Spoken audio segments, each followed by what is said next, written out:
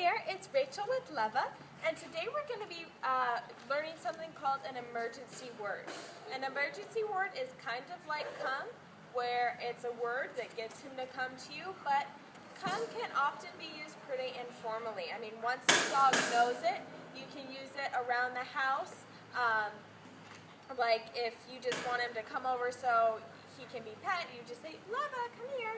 Something like that. And of course he is getting rewarded with attention at the end of it, but you don't always have a treat. And this will work really well, especially since Lewa is incredibly food motivated. Now an emergency word is something that we practice, and every single time we do it, we always have a treat.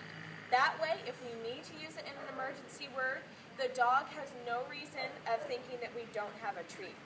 So, when you would use an emergency word is if Lewa were to say, get off his leash, escape from the yard, escape from the house, or something like that, and you don't have time to go back and get a treat, you tell him the emergency word, and the idea is that he'll come running right back to you. Now you can choose whatever word you want, but here we usually use the word treat as the emergency word. You can use snack or cookie or anything like that. Because usually the dog's already associated with the food. Because a lot of times if you're giving them a treat just for fun, you know, as a snack, before bed, something like that, a lot of times you're getting out, you say, Lewa, do you want a treat? Do you want a treat? Or something like that, to where they already associate the word. So again, we're going to use treat, but change it to whatever you like. The key to this is putting the treat in the center of your palm and closing your hand around it so you have a fist like this. Now, when you give him the emergency word, you're going to put your fist down, level with him, and say treat. And you're going to use the leash to guide him right to your fist, and you're going to give him the treat. That way, if he does escape in an emergency situation, even if you don't have time to get a treat, you can go like this, and he's not going to be able to tell that there's not a treat in there.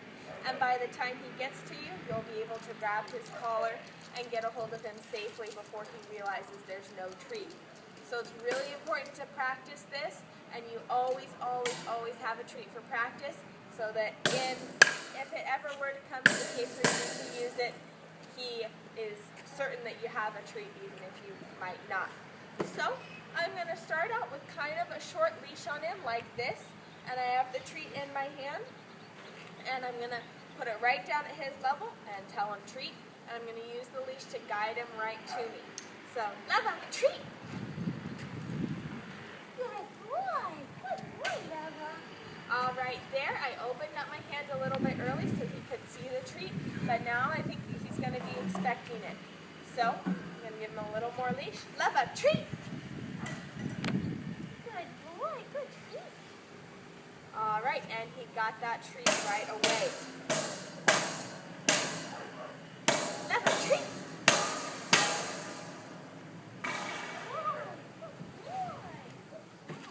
All right, he's already going straight for my fist, so that's really good. I had it a little bit in front of me. This time I'm going to try it off to the side, so that if you do have to use this emergency word, maybe he won't see your hand if it, kind of blends in with you here. If you stick it out here, it's really easy for him to see. So, Lewa, treat! Treat! Good boy, Lewa. Good boy.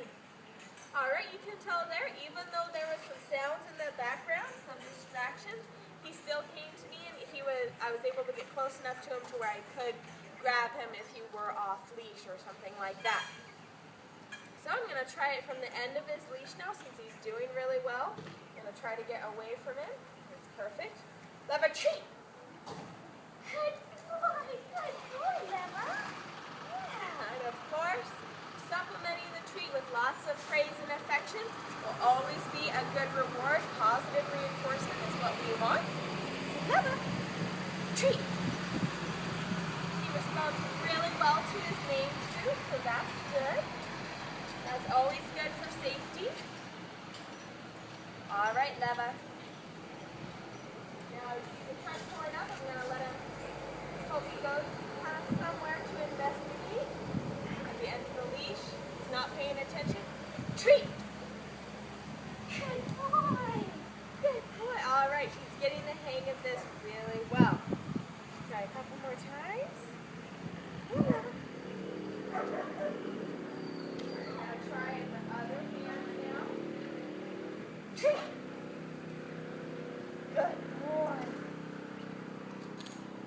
right, and you can see that I'm getting kind of a higher pitched voice with it. Dogs tend to respond to the high pitched voice because that's the kind of voice we use when we're happy with them. And but you want to be sure to be nice and loud. So I'm going to try to be a little bit louder this time to get his attention. Treat!